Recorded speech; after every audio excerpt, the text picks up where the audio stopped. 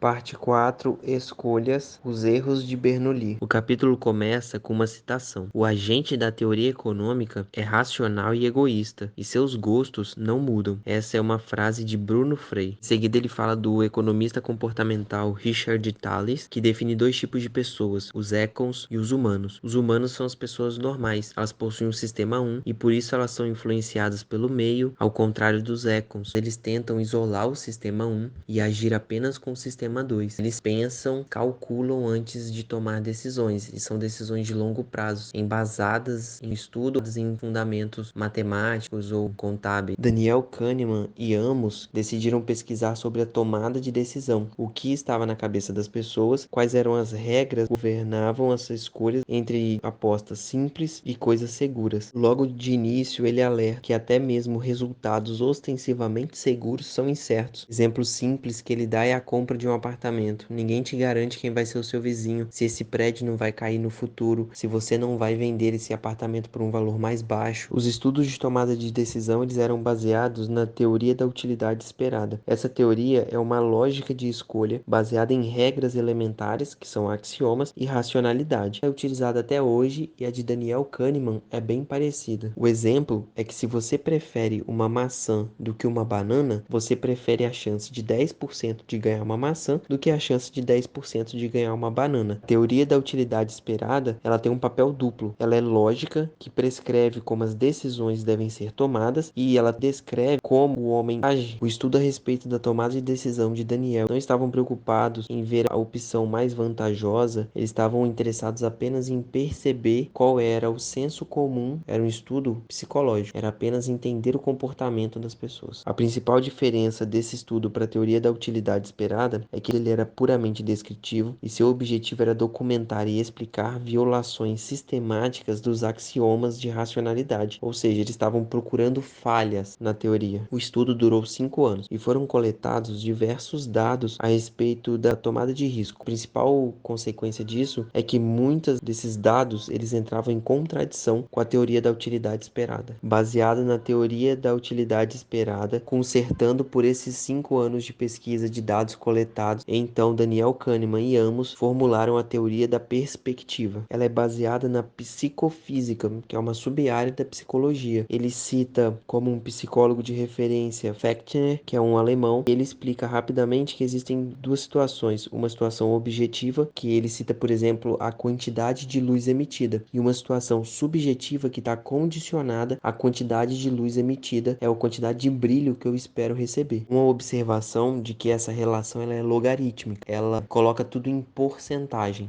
E aí ele entra no erro de Bernoulli. Bernoulli ele descobriu essa relação logarítmica de uma vontade objetiva, que no caso seria o dinheiro, uma vontade subjetiva, que é saciedade do dinheiro, muito antes do Thatcher, levando à conclusão de que a utilidade é uma função logarítmica da riqueza. Bernoulli ele muda a avaliação de risco. Antes, a avaliação de risco era feita por uma média ponderada das possibilidades. Por exemplo, se você tinha 80% de chance de ganhar $100 e 20% de chance de ganhar $10, sua chance era de $82, né? 0,8 vezes 100 mais 0,2 vezes 10. E Bernoulli muda toda essa lógica. Observou que a maioria das pessoas não aprecia o risco. Nessa época, já tinha entendido que por as pessoas terem aversão ao risco, elas aceitam receber menos. Bernoulli também definiu que o benefício ele tem que ser em porcentagem, não em valor absoluto, e que o valor marginal decrescente da riqueza é o que explica a aversão ao risco. O que isso quer dizer?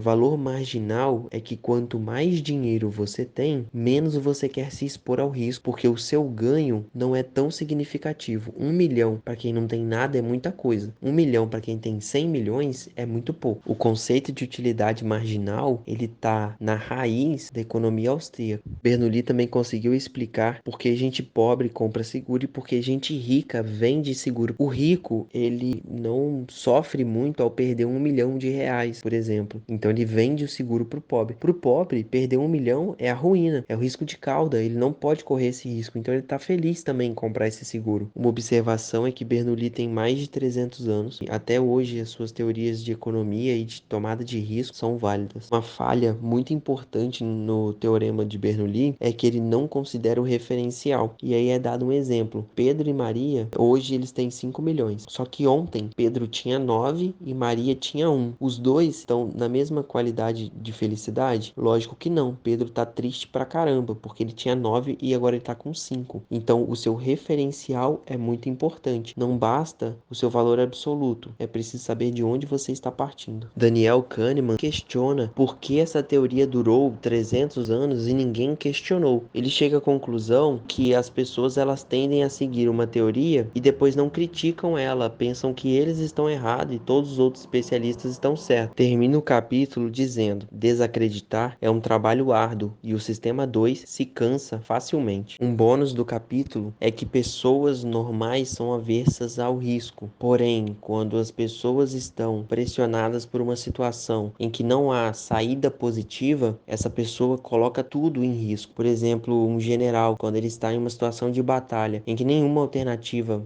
é viável, ele vai pro tudo ou nada. E aí ele usa todo o potencial que tem e arrisca. Ele não tem noção do resultado que vai ter, porém ele coloca tudo em risco sabendo que é a única opção que ele tem.